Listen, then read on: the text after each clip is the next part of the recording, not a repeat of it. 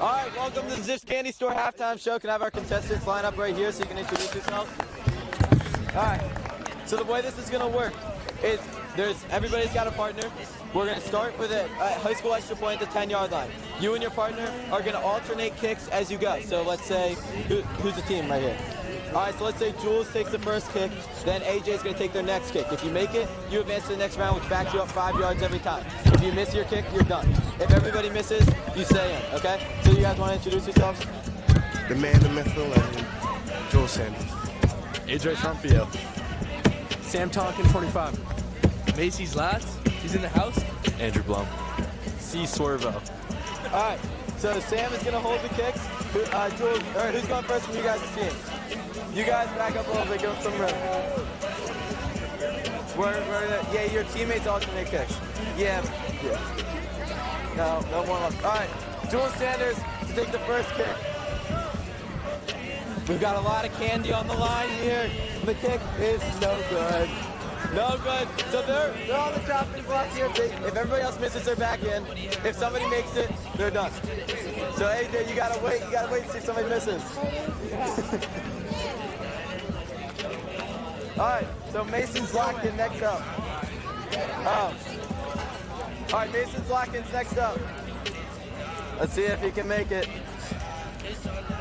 And the kick is up, and the kick is good. AJ and Jules are eliminated. They move on to the next round. We'll see if Charlton, who used to be the kicker on the football team, used to play kicker for the football team. We just need to wait until we can get the football back because it got kicked over the.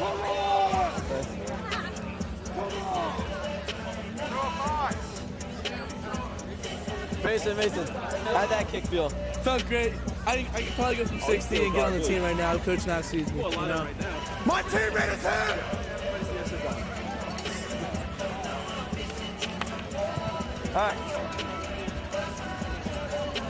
All right. Do you guys, Charlie, are you and Griffey joining? Have a test. All right. We might. All right.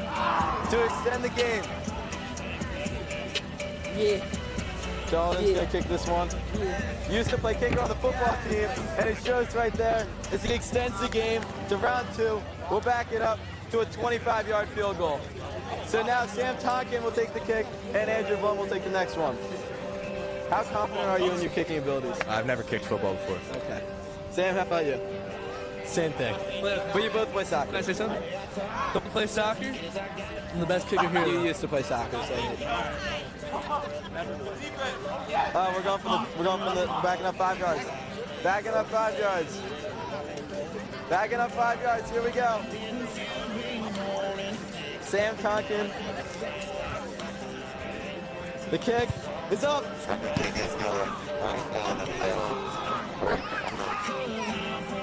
Let's go! Sam Tonkin extends the game. How much would it mean to you to walk away from today with a bag of Zipf candy? So much. I love it. Buddy, I'm fired up right now, Plato. The candy's over somewhere. Redo. We're not doing this. All right, Andrew Blum to keep the game going. Oh, the candy went. No, that's dead. That's been dead. Here's the kick. Oh no. And the game is over. Sam Tonkin and Mason Lockins bring home the W. To Antonio. Touchdown. Where do you want to go from? Where are we going from? From the 25-yard line to a 35-yard kick from Mason Lockins. This doesn't count for anything. Celebratory kick there, everyone. On the camera, I want to say, you want Plato? Like you're being a great host. Yes. All right. Mason's locked in from 35 yards. And the kick is up. And the kick is left. It's left. All right, Jules, let's see if Jules can make this one. Jules Sanders from 35 yards.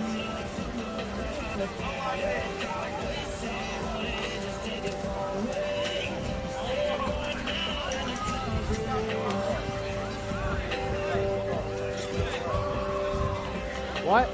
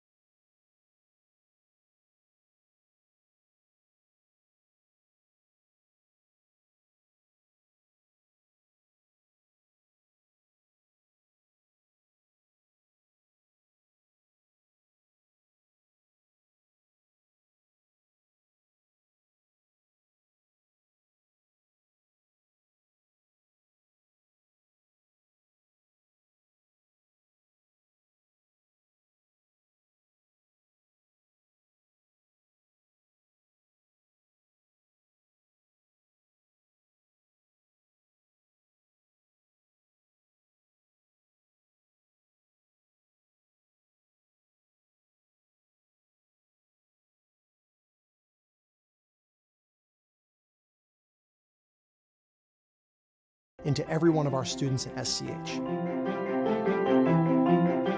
The Center for Entrepreneurial Leadership is an engine for innovation. Through a collection of incredible project-based courses, we train students to think and act like entrepreneurs.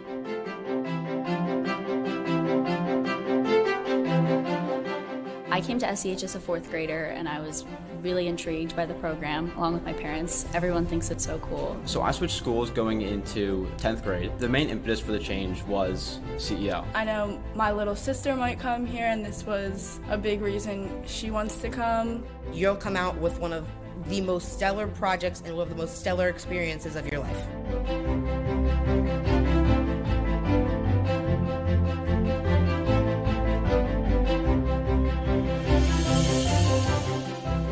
Resources that we have are also extremely beneficial to us and are also a great introduction to world beyond high school. It absolutely changed the educational landscape.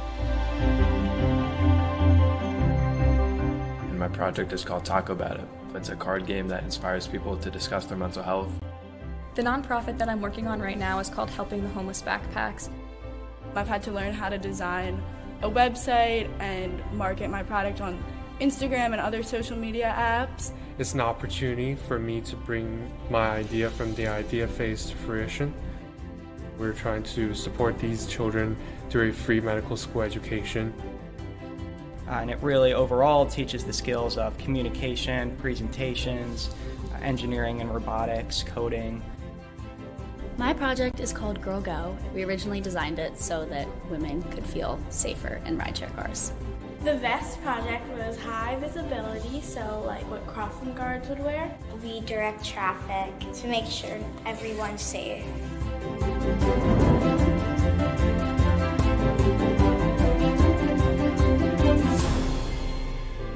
I've learned so much from all of the mentors in the CEO program. In 10, 20 years from now, I'm going to be in their shoes. I'm going to be running my own company. It's not about what grade you're getting, it's about the lessons that you're learning from the program. It has definitely helped me figure out what I want to pursue when I'm older. Every single class that I've taken has been totally eye-opening. So I always say that I owe everything and the person who I am today to the CEO program.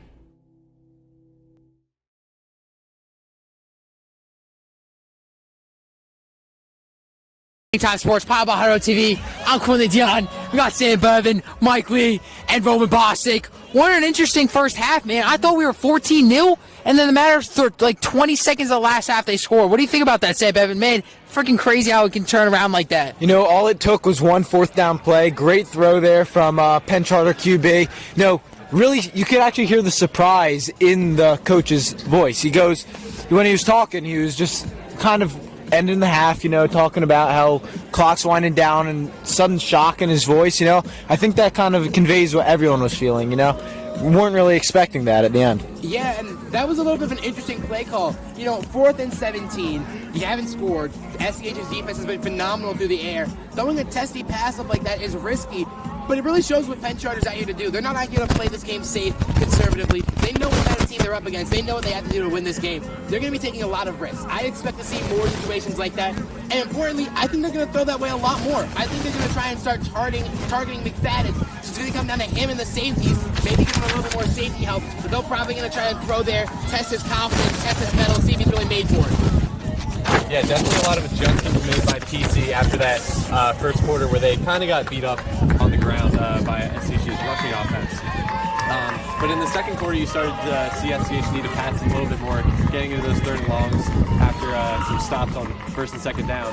And that resulted in a really big connection from Zellman and Clark. Yo, boys, pretty tight. It's about to get. It's a pretty tight game. What do you think the coaches are saying in the halftime right now? In the huddle, saying, "Boys, it's a pretty tight game for this Interact game." What do you think they're saying to the players right now? I think specifically, if you're Penn Charter, you have all the momentum right now. All right, SCH 4th and 17, not something that usually happens. You have a huge bit of momentum. You're probably telling your players, "Hey, let's keep at it. We might be down, sure, but we're down one score. We're playing the best defense any team has in SCH all season so far. Let's show them why we deserve to be a top team in the Interact. Let's come out of here and stay the only unbeaten team in the Interact." If you're SCH, you just gotta keep doing what you're doing. They've got to calm down. They're making so many little mistakes. 4th and 17 touchdown, fumble, interception, so many tiny mistakes that are just uncharacteristic of SCH. Maybe it's a result of the bye week, but SCH just has to calm those down. I think they know they can win. I think they still got the confidence to win. Yeah, I totally agree. I think Penn Charter in the locker room right now, they have the momentum. They're staying, just keep on going, keep on pushing down the field, try to gain back points slow. SCH, however, I think those coaches are in there telling them to tighten up the screws, Starting to look a little sloppy, a couple turnovers in that first half.